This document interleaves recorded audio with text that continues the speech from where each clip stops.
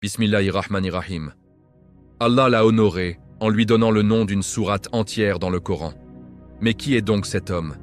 Était-il un prophète? Était-il un roi? On raconte qu'il aurait trouvé le secret de la longue vie, mais que le prix à payer était énorme.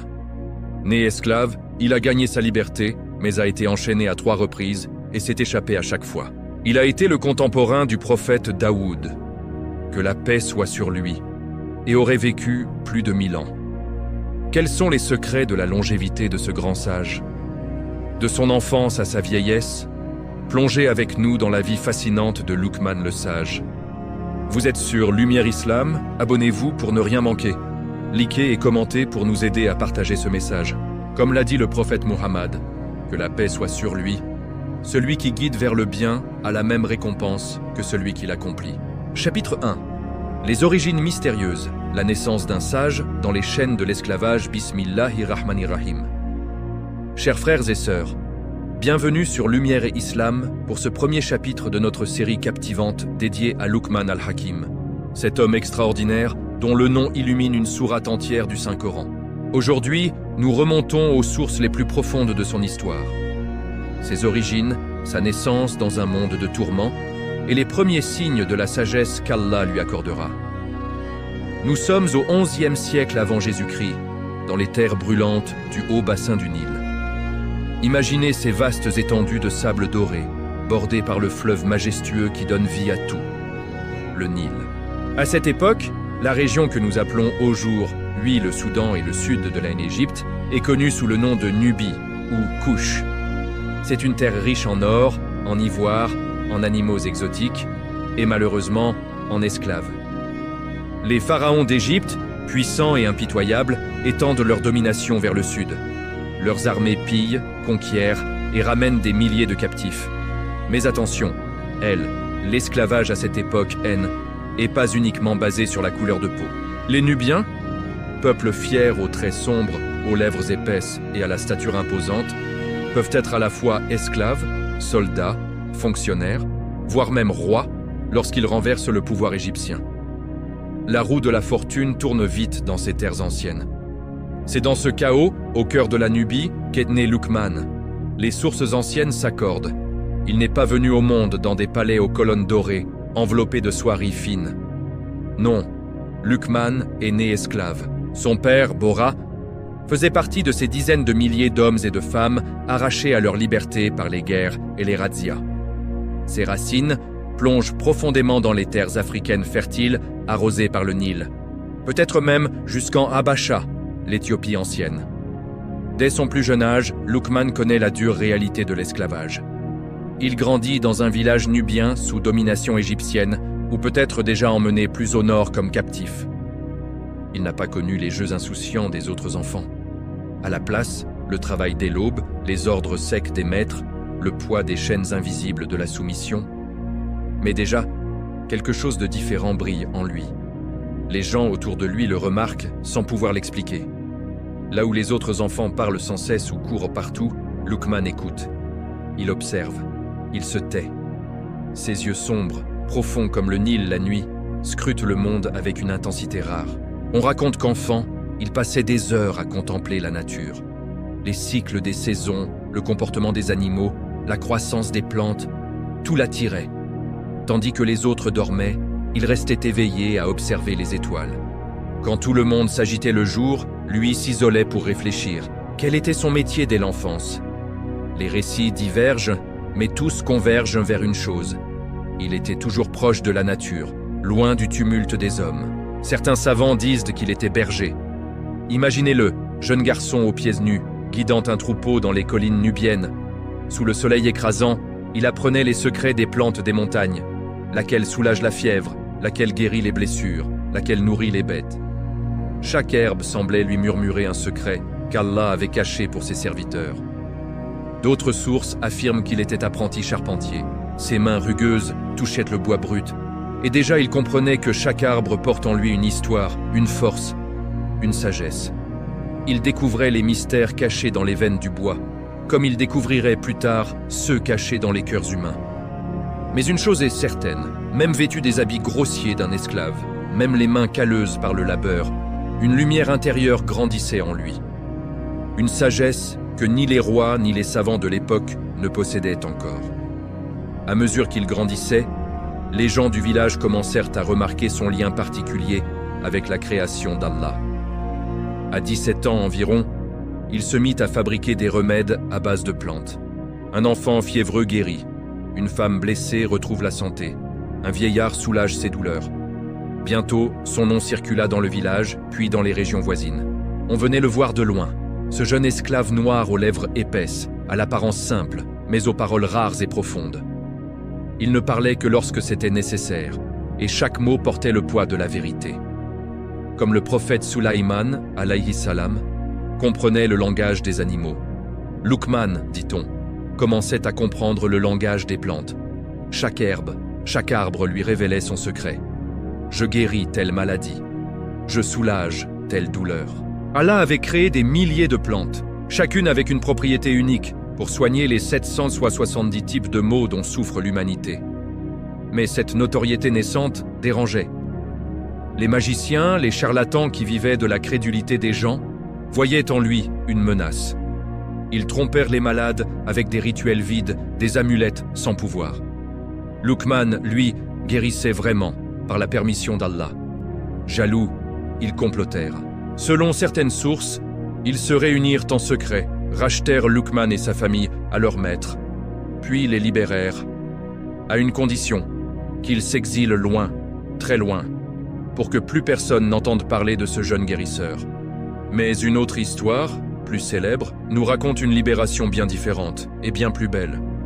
Un jour, son maître lui ordonna « Abase un mouton et apporte-moi les 2 meilleures parties de sa viande. » Luqman revint avec le cœur et la langue.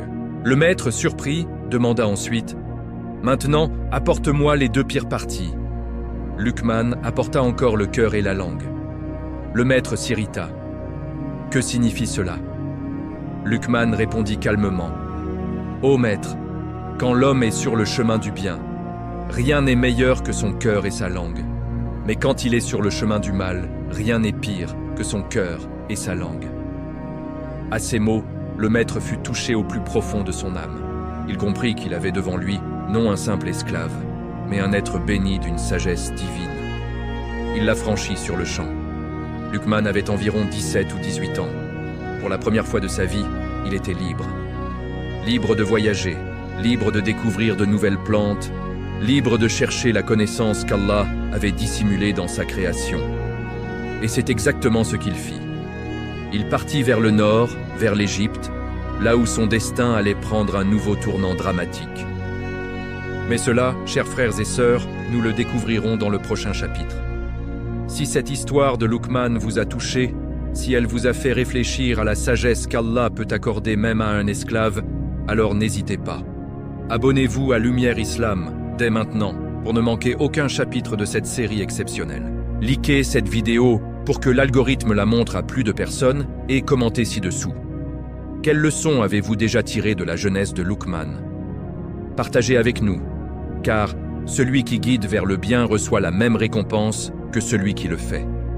Qu'Allah nous accorde à tous la hikmah, la sagesse véritable. Amin. Chapitre 2. La liberté conquise et les premiers miracles. Luqman, le guérisseur au secret des plantes. Chers frères et sœurs en islam, bienvenue sur Lumière Islam pour le 2e chapitre de notre série passionnante sur Luqman al-Hakim, cet homme béni dont la sagesse traverse les siècles et illumine encore nos cœurs aujourd'hui. Dans le chapitre précédent, nous avons découvert sa naissance en esclavage, son enfance marquée par l'observation profonde de la création d'Allah et cette libération miraculeuse grâce à sa réponse légendaire sur le cœur et la langue. Dans ce chapitre, nous suivons Luqman dans les premières années de sa liberté. Son voyage vers l'Égypte, l'explosion de sa science des plantes, les guérisons extraordinaires et les premières tempêtes de jalousie qui s'annoncent. À peine affranchi, à l'âge de 17 ou 18 ans, Luqman ne perd pas une seconde. Pour la première fois de sa vie, il peut marcher sans chaîne, choisir sa route, chercher la connaissance là où Allah l'a dissimulée. Et son cœur le pousse vers le nord, vers l'Égypte, ce royaume des pharaons, où convergent les savants, les marchands, les plantes rares venues de tout le monde connu. Imaginez-le, ce jeune homme à la peau noire, aux lèvres épaisses, à l'allure simple, marchant seul à travers les déserts brûlants et les vallées verdoyantes du Nil. Il n'a presque rien, quelques vêtements usés, un bâton de berger, peut-être un petit sac avec des herbes séchées. Mais dans son cœur et dans son esprit, il porte un trésor que personne ne peut lui voler, une curiosité insatiable et une connexion unique avec la création d'Eballa. Pendant ce voyage, Luqman ne cesse d'observer. Chaque nouvelle région lui offre des plantes qu'il n'avait jamais vues en Nubie.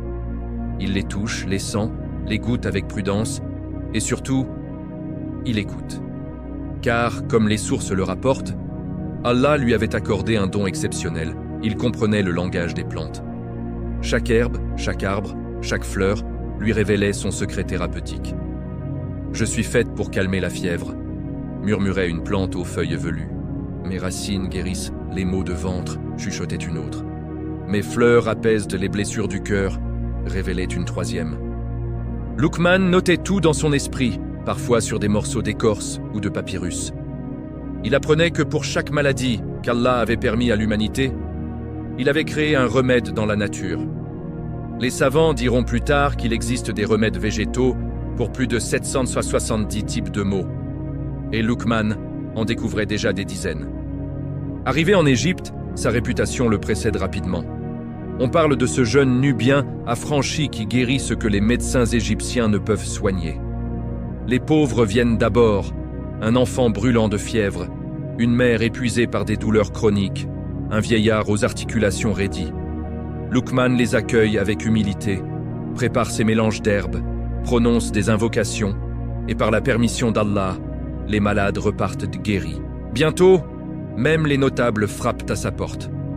Un haut fonctionnaire souffrant d'une maladie mystérieuse retrouve la santé. Une femme de la cour, stérile depuis des années, reçoit un traitement et annonce peu après une grossesse. Les histoires se propagent comme le vent du désert. Luqman devient célèbre. On l'appelle le Hakim Noir, le sage du Nil, celui qui parle aux plantes. Des caravanes viennent de loin pour le consulter. Il ne demande jamais d'argent, il guérit pour Allah, pour soulager ses serviteurs. Mais cette lumière attire aussi les ombres. En Égypte ancienne, les guérisseurs officiels, les prêtres médecins des temples et surtout les magiciens et charlatans voient en Luqman un danger mortel. Eux vivent de rituels compliqués, d'amulettes payées cher, de potions inefficaces.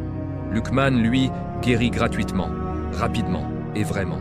Pire, il ne fait appel à aucun dieu égyptien, aucune idole. Il invoque seulement Allah, le seul, l'unique, celui qui n'a pas d'associé. Les jaloux se réunissent en secret. Ils murmurent contre lui. Cet étranger noir pratique la sorcellerie. Il vole l'âme des malades. Il défie les dieux d'Égypte. Les rumeurs se répandent, empoisonnent les esprits. Luqman, lui, reste silencieux. Il continue son œuvre. Il sait qu'Allah teste ses serviteurs élus par les épreuves. Il sait que les prophètes avant lui ont subi bien pire, les mensonges, les complots, les persécutions. Et le complot arrive, plus violent qu'il ne l'imaginait. Un jour, des accusations graves sont portées devant le pharaon ou ses représentants. On l'accuse de sorcellerie, de rébellion, de tromper le peuple. Sans procès équitable, Luqman est arrêté. On l'enchaîne, lui qui venait à peine de goûter à la liberté. On le jette dans une prison sombre et humide, comme le sera plus tard le prophète Youssouf, alayhi salam, dans la même Égypte des siècles plus tard. Pour la deuxième fois de sa vie, Luqman est enchaîné. Lui qui était né esclave, avait conquis sa liberté, retombe dans les fers. Mais là, dans l'obscurité de la prison, quelque chose d'extraordinaire se produit. Au lieu de se plaindre ou de désespérer, Luqman transforme sa cellule en lieu de réflexion profonde, d'adoration intense, de patience infinie. Il soigne les prisonniers malades avec les quelques herbes qu'on lui autorise à avoir. Il conseille ceux qui souffrent dans leur âme. Il passe des nuits entières en prière, en dhikr, en méditation sur la grandeur d'Allah. Les années passent. Certaines sources parlent de nombreuses années de prison. Luqman est cuit une deuxième fois. Comme le dira plus tard le grand soufi Jalaluddin Rumi, elle, épreuve forge l'âme des élus. Il apprend la patience absolue, sabr, la confiance totale en Allah, tawakkul, le détachement des biens de ce monde. Il comprend que la vraie liberté n'est pas dans l'absence de chaîne physique, mais dans la soumission totale au Créateur. Un jour, enfin, les portes s'ouvrent. Sa peine est terminée. Ou peut-être qu'un nouveau pharaon plus juste le libère. Luqman sort de prison, plus sage, plus lumineux, plus fort qu'avant. Il est libre pour la deuxième fois. Mais cette fois, il n'a plus aucune attache en Égypte. Son cœur le pousse encore plus au nord, vers une terre promise, une terre où marchent les prophètes, la Palestine, le pays béni, où vivait alors le grand prophète Daoud, alayhi salam. C'est là que Luqman va rencontrer celui qui deviendra son maître spirituel, son ami, son confident. C'est là que leur histoire commune, pleine de respect et de miracles, va s'écrire.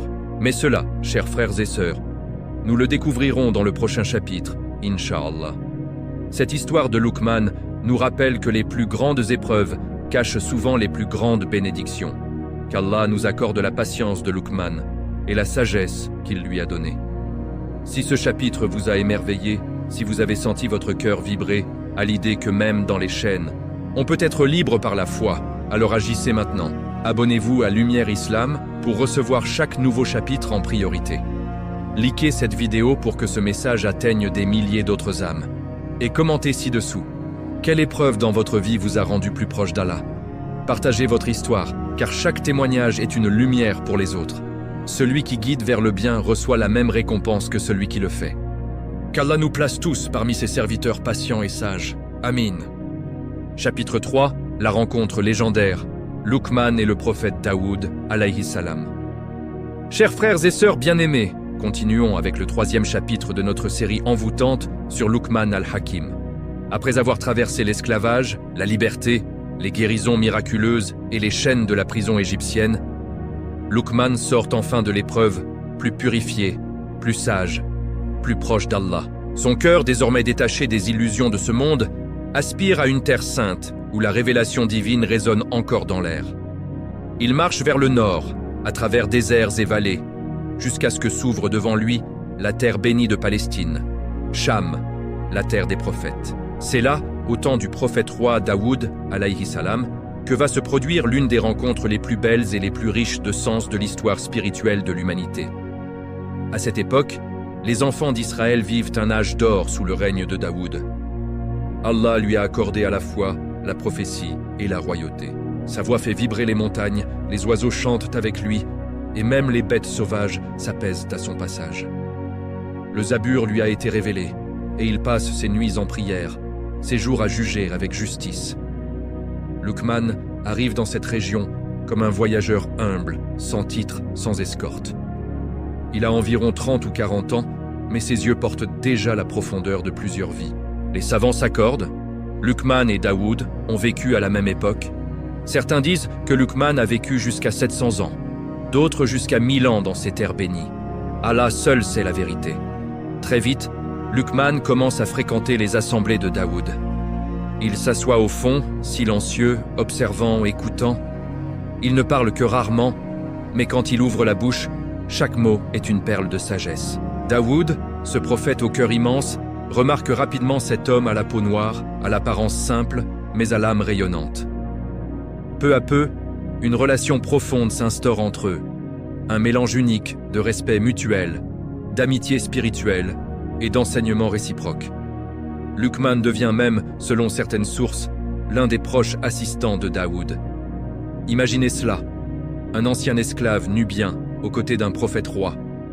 L'une des histoires les plus célèbres qui illustrent leur lien est celle de la côte de maille.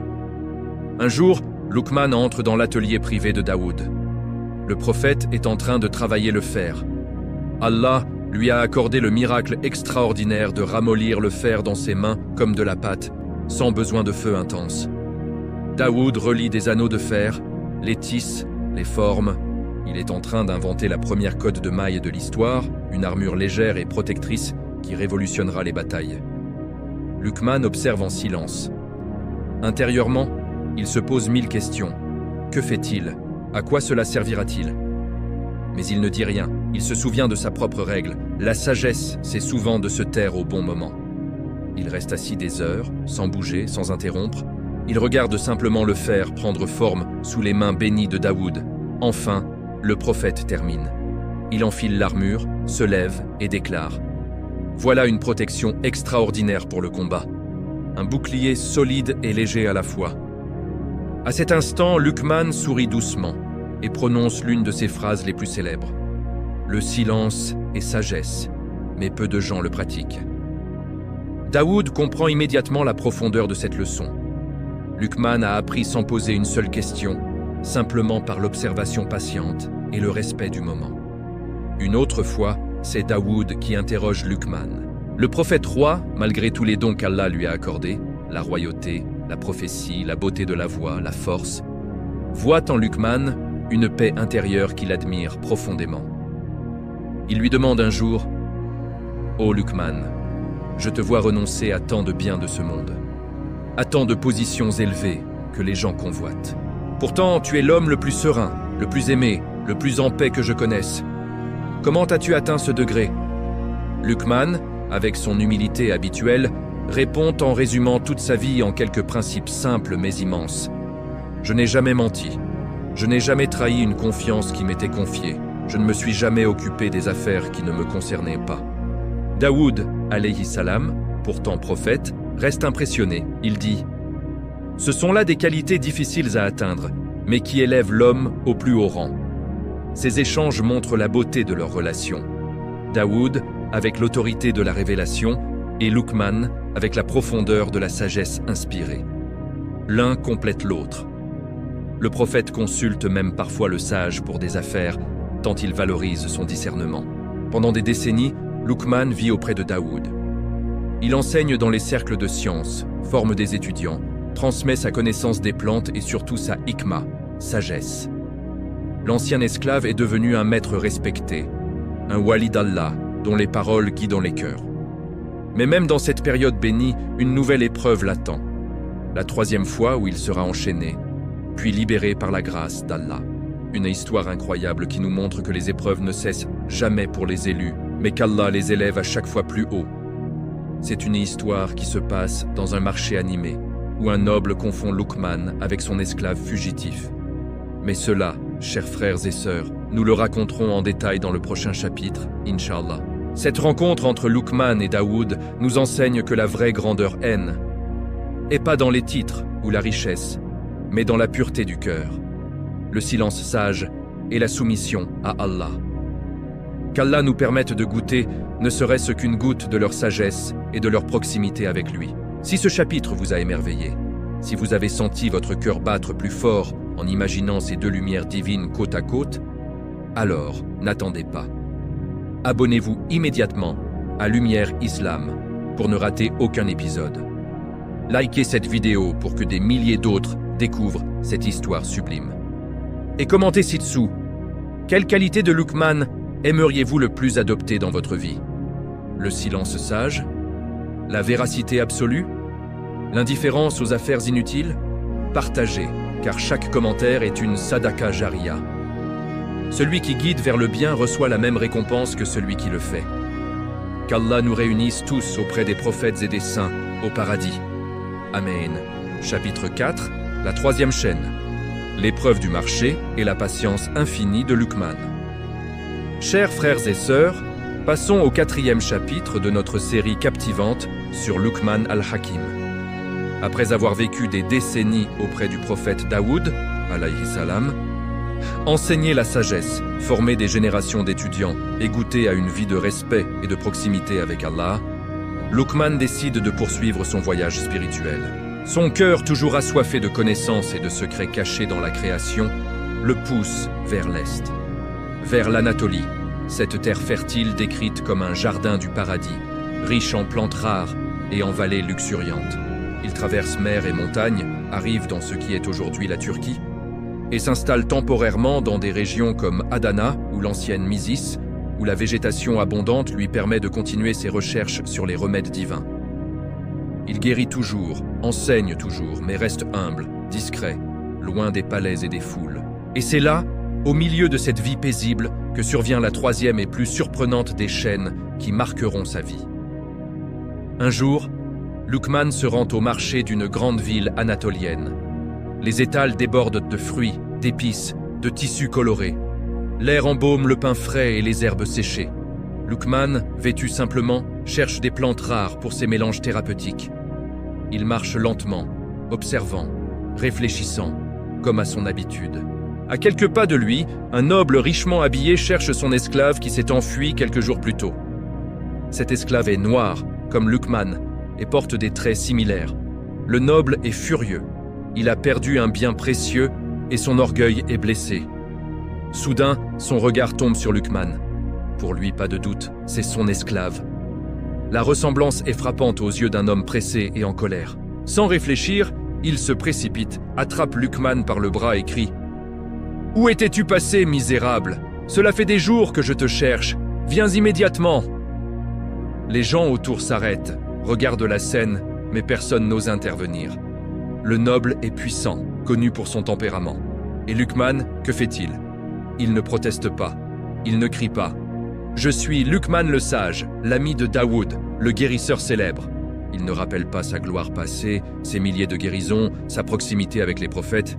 Non, il se tait, il baisse la tête, il accepte, il suit le noble jusqu'à sa grande maison, comme un esclave ordinaire. Pourquoi?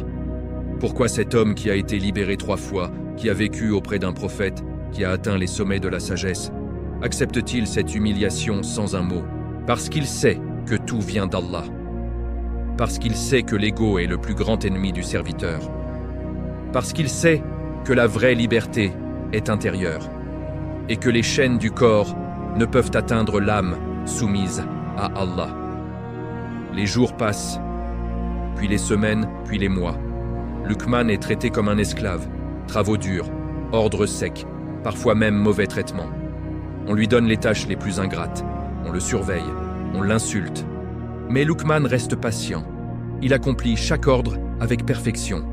Il ne se plaint jamais. Il ne maudit jamais son maître en secret. Au contraire, il observe, il réfléchit, il prie dans son cœur. Il voit dans cette épreuve un test divin. Allah veut-il voir s'il reste humble malgré tout ce qu'il lui a accordé? Veut-il le purifier une 3e fois, comme on cuit l'or pour le rendre plus pur? Les serviteurs de la maison commencent à remarquer quelque chose d'étrange. Cet esclave ne ressemble à aucun autre. Il ne vole jamais, ne ment jamais, ne répond jamais mal. Quand on lui donne une tâche difficile, il l'accomplit avec un calme surnaturel. Quand on l'insulte, il sourit doucement. Certains malades de la maison, touchés par sa présence, lui demandent discrètement des remèdes, et il les guérit en secret, par la permission d'Allah. Un jour, un enfant du noble tombe gravement malade. Les médecins ne peuvent de rien, la famille est désespérée, quelqu'un murmure. Le nouvel esclave semble connaître les plantes. Le noble, Abou, autorise qu'on amène Luqman. Celui-ci prépare un remède simple, invoque Allah, et l'enfant guérit en quelques jours. Le noble commence à douter. Il observe Luqman de plus près. Il pose des questions. Il entend parler de sa sagesse, de ses paroles profondes. Puis un jour, un voyageur de Palestine arrive en ville. Il reconnaît Luqman et s'écrie devant tout le monde. Mais c'est Luqman al-Hakim, l'ami du prophète Daoud, le grand guérisseur que tout le monde connaît. Le noble pâlit. Il comprend son erreur monumentale. Il tombe aux pieds de Luqman, demande pardon, pleure de honte. Et Luqman, il le relève doucement et dit « Ne t'inquiète pas. Allah a voulu cela pour une sagesse que lui seul connaît. » Il pardonne immédiatement. Pas une once de rancune, pas un reproche. Le noble, pour se racheter, offre à Luqman richesse, terre, esclave. Luqman refuse tout. Il ne prend que ce dont il a besoin pour continuer son voyage. Il est libéré pour la 3e fois. 3 fois enchaîné, à la naissance, en prison et dans cette maison. 3 fois libéré par la grâce d'Allah. Comme le dira plus tard le grand maître soufi, Luqman a été cuit 3 fois dans le feu des épreuves et chaque fois il en est sorti plus lumineux, plus proche d'Allah. Cette histoire nous enseigne la patience suprême, sabre jamil, l'humilité absolue et la confiance totale en le décret divin. Luqman aurait pu se défendre, prouver son statut, mais il a choisi le silence et la soumission, et Allah l'a élevé plus haut encore. Après cette épreuve, Luqman reprend ses recherches avec plus de ferveur. Il se demande, si Allah a caché tant de remèdes dans les plantes, n'y aurait-il pas aussi un secret plus grand?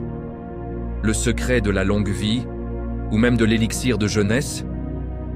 C'est là que commence la légende la plus célèbre, sa quête de l'élixir, la voix mystérieuse d'une plante et le drame du pont de Misis. Mais cela, chers frères et sœurs, nous le vivrons ensemble dans le prochain chapitre, Inch'Allah. Qu'Allah nous accorde ne serait-ce qu'une parcelle de la patience et de l'humilité de Luqman. Amin. Si ce chapitre vous a bouleversé, si vous avez senti des larmes monter en pensant à cette soumission totale à Allah, alors partagez cette lumière. Abonnez-vous dès maintenant à Lumière Islam pour ne manquer aucun chapitre. Likez cette vidéo pour que l'algorithme la propage largement. Et commentez ci-dessous. Avez-vous déjà vécu une épreuve où le silence et la patience vous ont sauvé? Racontez-nous, votre histoire peut inspirer des milliers de personnes. Celui qui guide vers le bien reçoit la même récompense que celui qui le fait. Qu'Allah fasse de nous des serviteurs humbles et patients. Amin. Chapitre 5. La quête de l'élixir, le secret de la longue vie et le drame du pont de Misis. Chers frères et sœurs, poursuivons avec le 5e chapitre de notre série fascinante sur Luqman al-Hakim. Après avoir été libéré pour la 3e fois, purifié par les épreuves comme l'or dans le feu, Luqman reprend sa route avec une humilité encore plus profonde. Il sait désormais que tout vient d'Allah. Les chaînes comme la liberté, l'humiliation comme l'honneur. Son cœur ne cherche plus les biens de ce monde, mais les secrets que le Créateur a cachés dans sa création. Il s'installe durablement dans les terres fertiles d'Anatolie, particulièrement autour de l'ancienne ville de Misis, aujourd'hui en Turquie, près d'Adana. Cette région est un véritable paradis végétal. Des plaines arrosées par le fleuve Seyhan, des collines couvertes d'herbes rares, des arbres centenaires qui semblent murmurer les mystères divins. Luqman y trouve tout ce qu'il aime. La solitude pour réfléchir, la proximité avec les plantes pour guérir et des gens simples à soulager. Il continue son œuvre, il traite les malades venus de loin, enseigne à des étudiants avides de connaissances et passe des nuits entières à contempler le ciel. Mais une question commence à le hanter plus que jamais. Il a vu tant de vies s'éteindre prématurément. Il a guéri des milliers de corps, mais il sait que la mort finit toujours par arriver. Alors il se demande, si Allah a caché dans les plantes le remède pour chaque maladie du corps, n'y aurait-il pas aussi un remède pour prolonger la vie? Un secret pour une jeunesse durable? Ou une longue vie au service d'Allah? Attention, chers frères et sœurs, Luqman ne cherche pas l'immortalité terrestre, car un vrai serviteur d'Allah sait que la mort est un passage vers la vie éternelle. Il sait que la vraie immortalité est dans les bonnes actions qui survivent après nous. Non, il cherche plutôt l'élixir de longue vie ou de jeunesse, un don qui lui permettrait de servir Allah plus longtemps, d'enseigner plus, de guérir plus. Les légendes disent qu'il s'isole souvent sous un immense platane près du vieux pont de Misis. Il jeûne, il prie, il médite des heures entières, le dos contre l'écorce rugueuse de l'arbre. Il parle aux plantes, comme il l'a toujours fait. Il les interroge. « Ô création d'Allah, laquelle d'entre vous détient le secret que je cherche ?» Les années passent ainsi. Luqman vieillit en apparence, mais son esprit reste vif, son cœur jeune. On dit qu'il a déjà plusieurs siècles, mais ses forces ne faiblissent pas. Et puis, un jour, le miracle se produit. Assis sous son platane, en profonde méditation, Luqman entend une voix douce, presque un murmure, venant d'un buisson proche. Une petite fleur qu'il n'avait jamais remarquée auparavant semble lui parler directement au cœur. « Ô Luqman, toi qui écoutes la création depuis si longtemps, le secret de l'élixir de jeunesse que tu cherches depuis des décennies est en moi. Je vais te le révéler, pas à pas. » Luqman se redresse lentement, le cœur battant. Il s'approche de la plante, s'agenouille avec respect. La fleur continue, lui dictant la formule précise. Quelles racines mélanger, quelles feuilles cueillir, à quelle phase de la lune, quelles invocations prononcer, comment distiller le tout. Tout est révélé dans les moindres détails. Luqman, ému jusqu'aux larmes, sort son petit carnet, celui où il note depuis toujours les secrets des plantes. Il écrit frénétiquement chaque mot, chaque étape. Pour la première fois, il tient entre ses mains la formule tant cherchée. L'élixir qui prolonge la vie, qui redonne la jeunesse, qui permet de servir Allah pendant des siècles.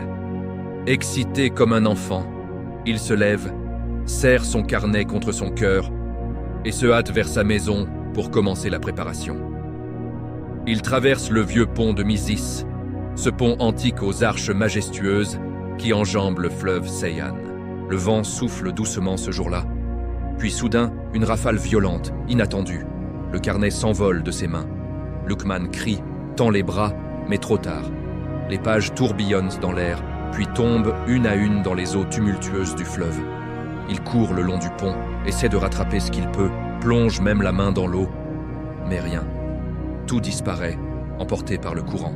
Des jours plus tard, il ne retrouve qu'une seule page déchirée, accrochée à une branche sur la rive. Luqman s'assoit au bord de l'eau, regarde le fleuve couler et sourit. Il ne pleure pas. Il ne maudit pas le vent. Il ne désespère pas. Il comprend immédiatement la sagesse divine. Allah lui a montré le secret, mais ne voulait pas qu'il reste entre les mains des hommes. Peut-être que l'humanité n'était pas prête. Peut-être que ce savoir aurait été utilisé à mauvais escient. Ou peut-être qu'Allah voulait simplement tester la soumission de son serviteur. Luqman accepte le décret avec une paix totale. Il remercie Allah de lui avoir accordé ne serait-ce que cette vision fugitive du secret. Et la vie continue. Il guérit encore, enseigne encore et vit très longtemps.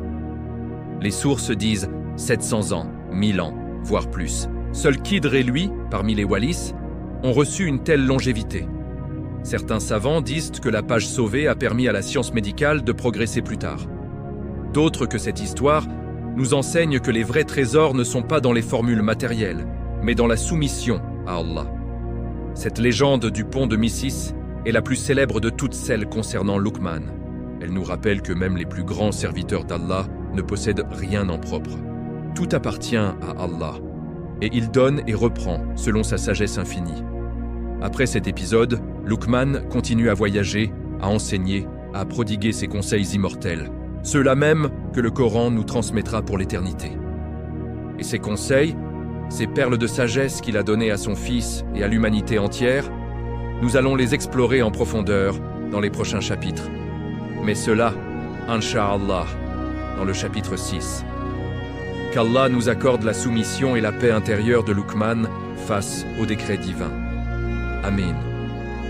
Si ce chapitre vous a transporté, si vous avez senti un frisson en imaginant ce carnet emporté par le vent, alors diffusez cette lumière. Abonnez-vous tout de suite à Lumière Islam pour ne rater aucun des chapitres restants. Likez cette vidéo pour que ce récit touche un maximum de cœurs. Et commentez ci-dessous. Quel décret d'Allah avez-vous accepté difficilement au début, mais qui s'est révélé être une bénédiction ensuite? Votre témoignage peut changer une vie. Celui qui guide vers le bien reçoit la même récompense que celui qui le fait. Qu'Allah nous fasse mourir dans la soumission totale à lui. Amin. Chapitre 6. Les perles de sagesse, les conseils immortels de Luqman à l'humanité. Chers frères et sœurs, bienvenue sur Lumière Islam pour le 6e chapitre de notre série enivrante sur Luqman al-Hakim. Après avoir suivi son incroyable voyage, de l'esclavage à la liberté, des épreuves répétées à la proximité des prophètes, de la quête de l'élixir perdu au bord du fleuve, nous arrivons maintenant au cœur lumineux de son héritage. Ses conseils prodigieux, ses perles de sagesse qui ont traversé les siècles et que certains ont même gravées au-dessus de leurs portes pour ne jamais les oublier. Luqman n'était pas seulement un guérisseur du corps, il était avant tout un médecin de l'âme. Ses paroles, simples en apparence, touchent les profondeurs du cœur humain. Elles nous montrent comment vivre dans ce monde tout en préparant l'au-delà. Beaucoup de ces conseils nous sont parvenus à travers les récits des savants, les livres de tafsir et les histoires des prophètes. Le prophète Muhammad, sallallahu alayhi wa sallam, lui-même l'a loué pour la profondeur de sa réflexion et l'amour qu'Allah lui a accordé. Voici quelques-unes des plus belles perles qu'il a laissées à l'humanité. Un jour, Luqman dit à son fils, « Ô mon fils, ne renonce jamais à 3 choses dans la vie. Manger la meilleure nourriture, dormir dans le lit le plus confortable, vivre dans la maison la plus luxueuse. » Le fils, surpris et un peu triste, répondit, « Mais père, nous sommes pauvres. Comment pourrais-je faire cela ?» Luqman sourit et expliqua, « Si tu manges seulement quand tu as vraiment faim, tu auras mangé la meilleure nourriture. Si tu travailles dur toute la journée et que tu dors ensuite, tu auras dormi dans le lit le plus confortable. Si tu traites les gens avec douceur et bienveillance, ils t'ouvriront leur cœur. Et vivre dans le cœur des gens est la maison la plus luxueuse qui soit. Quelle beauté dans cette réponse. Luqman nous enseigne le contentement, Qana'a, et la vraie richesse qui ne dépend pas de l'or mais du cœur. On lui demanda un jour « Quelle est la plus grande bénédiction ?» Il répondit « Le bon caractère, Husn al-Khuluq ». On lui demanda « Quelle est la meilleure richesse ?» Il répondit « La santé ». On lui demanda « Quelle partie de l'homme est la plus douce et la plus amère ?» Il répondit « Le cœur et la langue. Quand leur maître est bon, ils sont les plus doux. Quand leur maître est mauvais, ils sont les plus amers. » Un ami qui passait trop de temps aux toilettes entendit Luqman lui dire « Ne reste pas trop longtemps aux toilettes, cela apporte des maladies aux poumons. Mais ne retiens pas non plus trop longtemps, cela apporte d'autres maladies. » L'ami fit graver ces mots au-dessus de la porte des toilettes pour que tout le monde en profite. Une autre perle célèbre « Garde tes pieds au chaud, ta tête au frais, ton ventre léger, et ne réfléchis pas trop profondément aux choses qui ne te concernent pas. » On lui demanda aussi des conseils pour une vie saine et longue. Il répondit par 6 principes fondamentaux. Ne pas abuser des relations intimes, ne pas être excessif dans les plaisirs charnels, dormir la nuit et veiller le jour, ne pas retenir l'urine quand le besoin se fait sentir, ne pas se lever soudainement au milieu de la nuit pour boire beaucoup d'eau, ne pas remanger quand le ventre est encore plein, afin d'éviter la lourdeur et la maladie. Tous ces conseils montrent que Luqman avait une connaissance extraordinaire du corps humain, bien avant la médecine moderne. Mais surtout, il révèle son équilibre parfait entre le corps et l'âme. Mais parmi toutes ces paroles, il en est une qui résume toute sa philosophie. Le silence est sagesse, mais peu de gens le pratiquent. Et une autre, rapportée par le prophète, sallallahu alayhi wa sallam, lui-même, quand Allah prend quelque chose en dépôt, il ne le perd jamais, il le protège. Luqman enseignait aussi l'importance de la confiance, amana.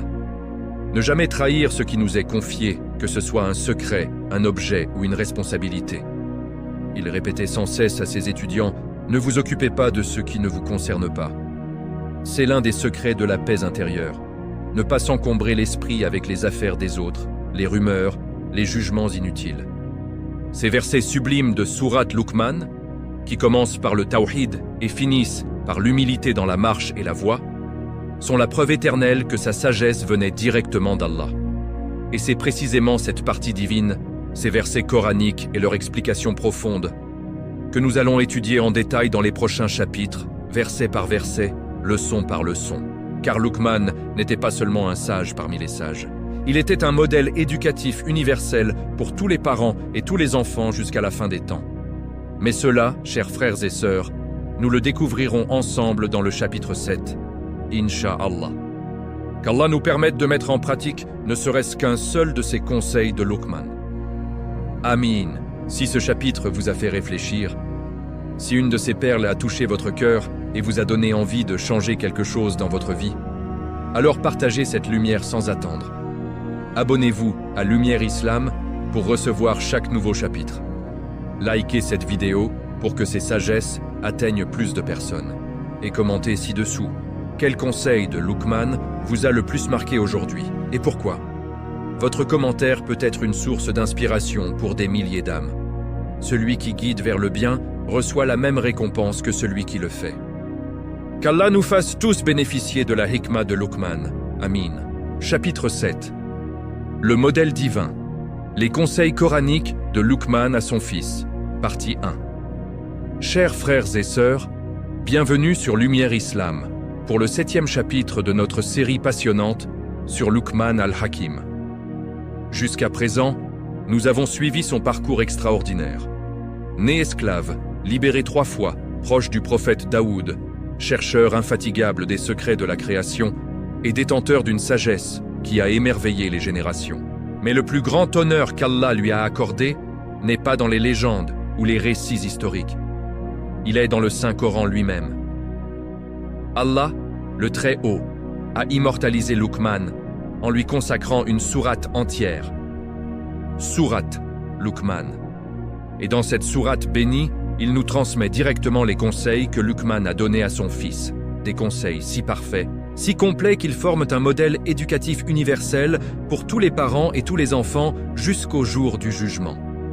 Aujourd'hui, dans ce chapitre et les suivants, nous allons plonger profondément dans ces versets sublimes. Nous les expliquerons pas à pas avec les tafsirs des plus grands savants, Ibn Kathir, Tabari, Cheikh Rabi al-Madkhali, Cheikh Uthaymin et d'autres. Car ces paroles ne sont pas seulement celles de Luqman, elles sont inspirées par Allah, le sage, l'omniscient. Commençons par le verset qui introduit la hikmah de Luqman. Verset 12. Et nous avons certainement donné à Luqman la hikmah, la sagesse, en disant « Sois reconnaissant envers Allah. Et quiconque est reconnaissant l'est pour son propre bien. Et quiconque est ingrat, Allah est alors riche, digne de louange. » Allah annonce ici qu'il a accordé à Luqman la hikmah, non pas une sagesse ordinaire, mais une compréhension profonde des vérités divines, la capacité de placer chaque chose à sa juste place selon la vérité. Cette hikmah est un don direct d'Allah, par inspiration, ilham. Luqman n'était pas prophète selon l'avis majoritaire des savants, bien que certains l'aient discuté, comme pour Zul Qarnayn et Uzair, mais un serviteur pieux, wali, à qui Allah a donné une connaissance spéciale. Et le premier commandement lié à cette hikmah, la gratitude, shukr. Soyez reconnaissants envers Allah, car la gratitude profite d'abord à celui qui la pratique. Elle augmente les bienfaits, purifie le cœur et rapproche du Créateur. Verset 13. Et lorsque Luqman dit à son fils en l'exhortant « Ô mon fils, ne donne pas d'associé à Allah, car associer quelque chose à Allah est vraiment une énorme injustice. » Zulm Azim. Voici le début des conseils directs de Luqman à son fils. Remarquez la tendresse « Ô mon fils, Ya Bunayya », une expression d'amour et de proximité. Et quel est le tout premier conseil? Le tawhid. Ne commets pas le shirk. Les savants expliquent que la vraie sagesse commence toujours par l'affaire la plus importante, l'unicité d'Allah. Luqman ne commence ni par la prière, ni par le bon caractère, ni par la science.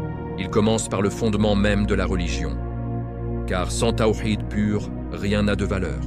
Cheikh Rabi al-Madkhali rahimahullah dit « La hikmah, c'est placer chaque chose à sa place. » Et Luqman, par sa hikmah, commence par ce qui mérite la première place, appeler au tawhid et interdire le shirk.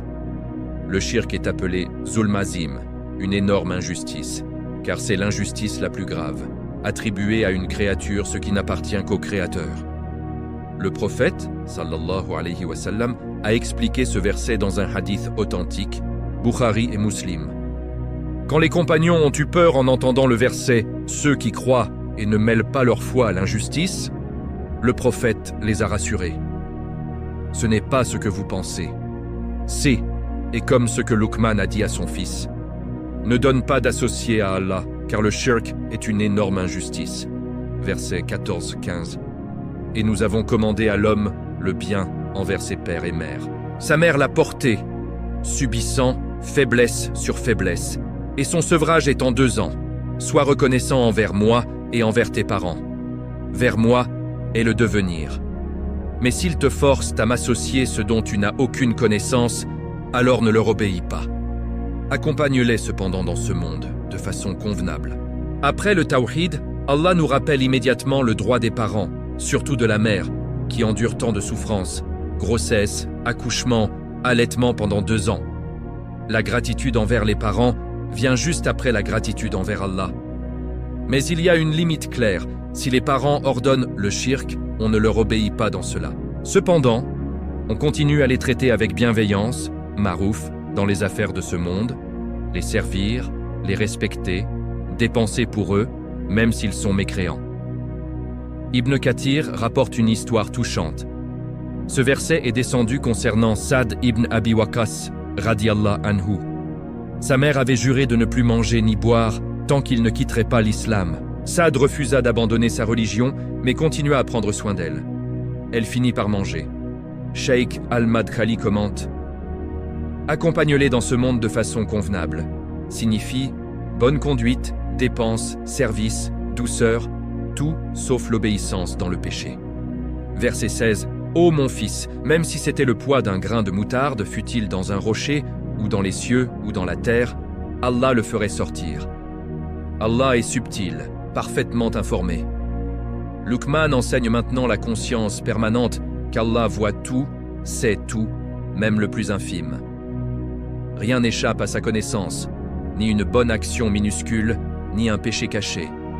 Ibn Kathir dit « Ce verset encourage à la taqwa, à craindre Allah dans le secret comme en public, car tout sera pesé le jour du jugement. » Cheikh Uthaymin rahimahullah conseille « Souviens-toi toujours qu'Allah te voit, même quand personne d'autre ne te voit. » Ces versets forment les fondations. Tawhid, gratitude, droit des parents, conscience d'Allah. Dans le prochain chapitre, nous continuerons avec les ordres les plus pratiques. La prière, l'injonction du bien et l'interdiction du mal, la patience face aux épreuves et l'humilité dans la démarche et la voie. Qu'Allah nous permette de mettre en pratique ces conseils divins de Luqman. Amin. Si ce chapitre vous a fait vibrer, si vous avez senti la grandeur du Coran en découvrant ces versets sous cet angle, alors n'hésitez pas. Abonnez-vous immédiatement à Lumière et Islam pour ne manquer aucune des explications restantes. Likez cette vidéo pour que cette lumière coranique touche plus de cœurs. Et commentez ci-dessous quel verset de sourate Luqman vous touche le plus personnellement et pourquoi. Votre commentaire est une sadaqa jariya. Celui qui guide vers le bien reçoit la même récompense que celui qui le fait. Qu'Allah nous place tous parmi ceux qui suivent la hikmah de Luqman. Amen. Chapitre 8. Le modèle divin. Les conseils coraniques de Luqman à son fils. Partie 2. Chers frères et sœurs, continuons avec le 8e chapitre de notre série captivante sur Luqman al-Hakim. Nous continuons notre immersion profonde dans les versets immortels de sourate Luqman, ces paroles divinement inspirées que Luqman a adressées à son fils avec tendresse et sagesse. Dans le chapitre précédent, nous avons vu les fondations. La hikmah accordée par Allah, le tawhid absolu, la gratitude envers Allah et les parents, et la conscience permanente qu'Allah sait tout, même le poids d'un grain de moutarde caché dans un rocher. Aujourd'hui, nous entrons dans la partie la plus pratique et la plus exigeante, les ordres concrets que chaque musulman doit appliquer dans sa vie quotidienne. Verset 17. Ô mon fils, accomplis la prière, ordonne le bien, Maruf, interdis le blâmable, Munkar, et endure patiemment ce qui t'atteint. Cela fait partie des affaires auxquelles on doit faire face avec fermeté. Regardez la beauté de cette séquence. Après avoir ancré la foi dans le tawhid et la conscience d'Allah, Luqman passe aux actes. Accomplis la prière, Hakimi, as-Salah. La prière est le pilier de la religion. Elle est le lien direct entre le serviteur et son Seigneur. Sans elle, aucune œuvre n'est solide. Luqman place la Salah en premier, comme le prophète, sallallahu alayhi wa sallam, l'a fait dans tant de hadiths. Ordonne le bien et interdit le blâmable. Amr bil ma'rouf wa nahi anal munkar. C'est l'une des plus grandes obligations de la Ummah. Cheikh al-Islam ibn Taymiyyah, rahimahullah, explique: le ma'rouf englobe tout ce qu'Allah et son messager ont ordonné, intérieurement et extérieurement. Le munkar est tout ce qu'ils ont interdit. Cette mission n'est pas réservée aux savants ou aux gouvernants. Elle concerne chaque musulman selon sa capacité. Par la main, pour celui qui a l'autorité, par la langue, en conseillant, ou par le cœur, en détestant le mal, le degré le plus faible de la foi. Le prophète, sallallahu alayhi wa sallam, a dit: celui d'entre vous qui voit un mal, qu'il le change par sa main. S'il ne peut pas, alors par sa langue. S'il ne peut pas, alors par son cœur. Et c'est le plus faible degré de la foi.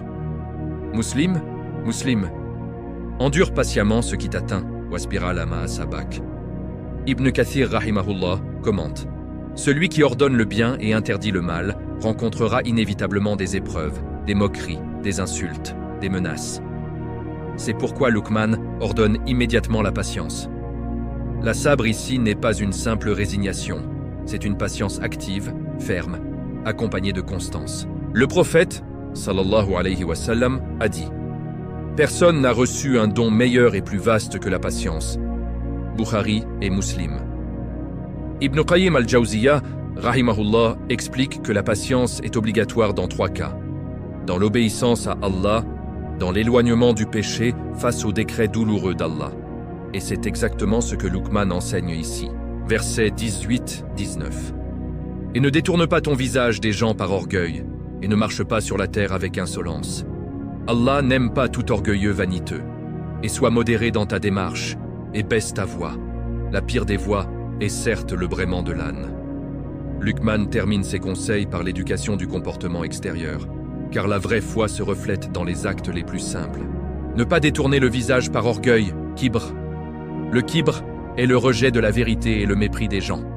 Le prophète, sallallahu alayhi wa sallam, a dit « Celui qui a dans son cœur ne serait-ce qu'un atome d'orgueil n'entrera pas au paradis. » Muslim.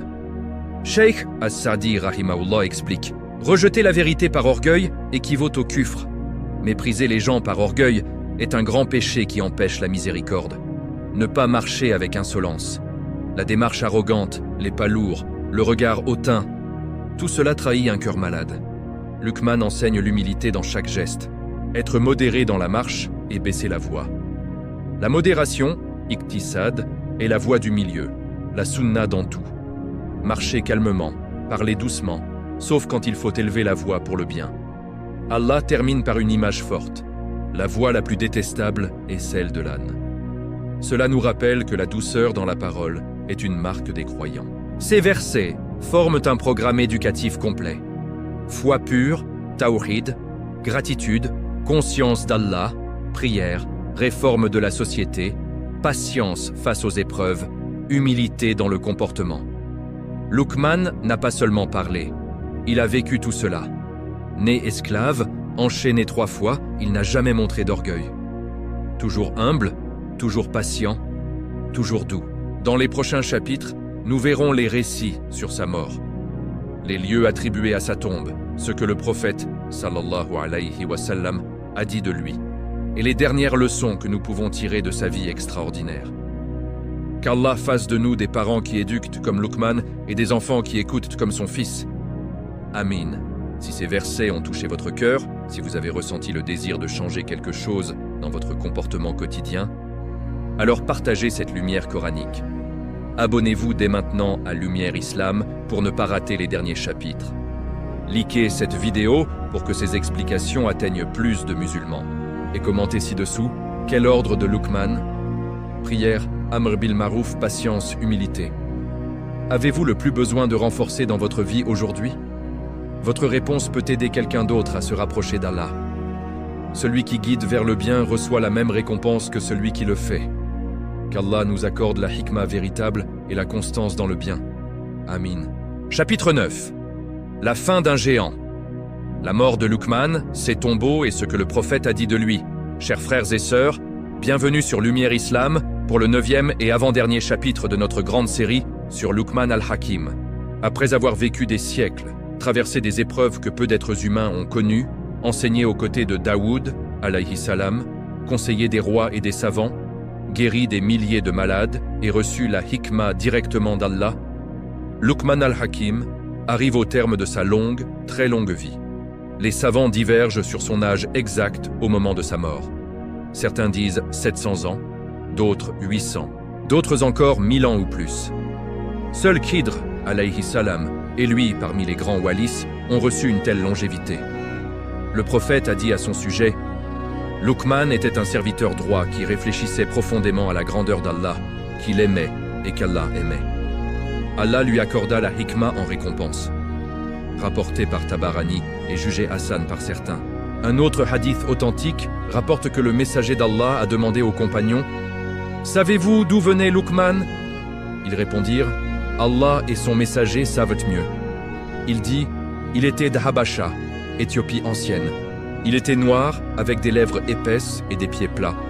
Mais Allah lui accorda la hikma. » Ibn Hibban, authentifié par Sheikh al-Albani. Luqman est donc mort après une vie qui a couvert plusieurs époques de prophètes. Il a vu Daoud, peut-être Sulaïman, selon certains récits mineurs, et a laissé derrière lui des milliers d'étudiants et de patients reconnaissants. Où se trouve sa tombe? Aucun lieu n'est certain à 100%, mais plusieurs endroits sont attribués à Luqman par la tradition et sont visités jusqu'à aujourd'hui. Palestine, le lieu le plus probable selon la majorité des historiens islamiques. On dit qu'il est enterré dans la région de Bayt al-Maqdis, Jérusalem, ou près de Ramla. Certaines sources affirment que 70 prophètes sont enterrés dans la même zone sacrée. Yémen, près du mausolée du prophète Hud, alayhi salam, Une tradition yéménite le place là-bas. Turquie, Tarsus, Mersin. Le maqam le plus connu du public aujourd'hui, près de la grande mosquée Ouloukami à Tarsus. Des milliers de visiteurs viennent chaque année. C'est un lieu symbolique, très respecté. Autres maqams, on en trouve aussi à Bagdad, Hatay, Antakya, et même à Ayla, près d'Aqaba, Jordanie. Et peu importe l'endroit exact, l'important est que Luqman est mort comme il a vécu. Dans l'humilité totale, en serviteur reconnaissant, sans jamais avoir recherché la gloire. On raconte que ses dernières paroles furent « Ô Allah, toi qui m'as donné la hikma, prends mon âme dans l'état où tu l'as trouvée, soumise, reconnaissante, aimante. » Et Allah ait accepté son âme dans les meilleures conditions. Qu'Allah lui fasse miséricorde et nous réunisse avec lui au paradis. Amin. Les dernières leçons que Luqman nous laisse. Avant de clore cette série, retenons les 7 grandes leçons universelles de sa vie. La hikma peut être donnée même à un esclave noir d'apparence simple. Allah regarde le cœur, pas l'apparence. Les épreuves les plus dures, esclavage, prison, humiliation, sont souvent les portes de l'élévation spirituelle. Le silence patient est parfois plus puissant que 1000 paroles. La vraie liberté n'est pas dans l'absence de chaînes, mais dans la soumission totale à Allah. La science la plus précieuse n'est pas celle des livres, mais celle qui mène à Allah. Même les plus grands secrets, comme l'élixir, appartiennent à Allah seul. Il donne et reprend selon sa sagesse. Le meilleur héritage que l'on peut laisser à ses enfants, ce sont des conseils sincères tournés vers Allah et le Tawhid. Demain, Inch'Allah, nous fermerons cette série magnifique avec le chapitre 10, conclusion générale et dua finale. Ce sera le moment de rassembler toutes les lumières, de faire un dernier rappel puissant et de supplier Allah ensemble pour qu'il nous accorde ne serait-ce qu'une goutte de la hikma de Luqman. Qu'Allah fasse de cette série une sadaqa jariya pour nous tous. Amen. Si vous avez suivi chaque chapitre jusqu'ici, si Luqman est désormais entré dans votre cœur, alors faites 3 choses maintenant. Abonnez-vous à Lumière Islam et activez la cloche pour ne jamais rater une série comme celle-ci. Likez cette vidéo pour que des milliers d'autres découvrent Luqman al-Hakim. Commentez ci-dessous en un seul mot, hikma, si vous voulez qu'Allah vous accorde la sagesse véritable. Celui qui guide vers le bien reçoit la même récompense que celui qui le fait. Qu'Allah nous réunisse tous avec Luqman, Daoud et Muhammad dans Firdaus al-A'la. Amin ya Rabbal Alamin. Chapitre 10, conclusion finale. Luqman al-Hakim, la lumière qui ne s'éteint jamais. Chers frères et sœurs de Lumière Islam, Alhamdulillah. Nous voici arrivés au terme de cette extraordinaire série de 10 chapitres consacrés à Luqman al-Hakim. Cet homme que Allah a élevé si haut qu'il a nommé une sourate entière de son livre d'après lui. Regardons ensemble, une dernière fois, le chemin que nous avons parcouru. Un enfant né esclave dans les terres brûlantes de Nubie. Un jeune homme affranchi par une simple parole de sagesse sur le cœur et la langue. Un guérisseur qui parlait aux plantes et soignait des milliers d'âmes. Un prisonnier qui transforma sa cellule en jardin de patience. Un serviteur qui vécut aux côtés du prophète Daoud, alayhi salam. Un sage enchaîné une 3e fois qui choisit le silence et le pardon. Un chercheur qui reçut l'élixir de jeunesse, puis le vit s'envoler dans le vent par la volonté d'Allah. Un père qui laissa à l'humanité les plus beaux conseils éducatifs jamais gravés dans le Coran. Un wali d'Allah qui vécut peut-être 1000 ans, puis rendit son âme dans la paix et la soumission totale. Et aujourd'hui, des millions de musulmans, du Sénégal à l'Indonésie, du Maroc à la Turquie, répètent encore ces paroles, visitent ces maqams et demandent à Allah de leur accorder ne serait-ce qu'une étincelle de sa hikma. Alors, avant de nous quitter, voici le dernier message que Luqman nous adresse à travers les siècles. Ô toi qui écoutes mon histoire aujourd'hui, si tu veux la vraie réussite, accroche-toi à 3 choses jusqu'à ton dernier souffle. Le tawhid pur ne donne jamais d'associé à Allah. La patience magnifique, même quand le vent emporte ton trésor le plus précieux. L'humilité totale, car c'est par elle que l'esclave devient libre et que le pauvre devient roi. Et maintenant, levons ensemble les mains pour la dua finale de cette série. Allahumma, toi qui as donné la hikma à Luqman alors qu'il était esclave, toi qui as fait de lui un modèle pour toute l'humanité, accorde-nous la hikma véritable. Accorde-nous la patience de Luqman. Accorde-nous l'humilité de Luqman. Accorde-nous l'amour d'Allah que Luqman avait dans son cœur. Purifie nos cœurs du shirk et de l'orgueil. Fais que nos langues ne prononcent que la vérité et la douceur. Fais que nos enfants grandissent sur les conseils de Luqman que tu as révélés dans ton livre. Et réunis-nous tous avec Luqman, Daoud, Muhammad et les pieux dans Jannat al-Firdaus. Amin, Amin, Amin, Ya Rabbal Alamin. Fin de la série Luqman al-Hakim, l'esclave qui devint sage.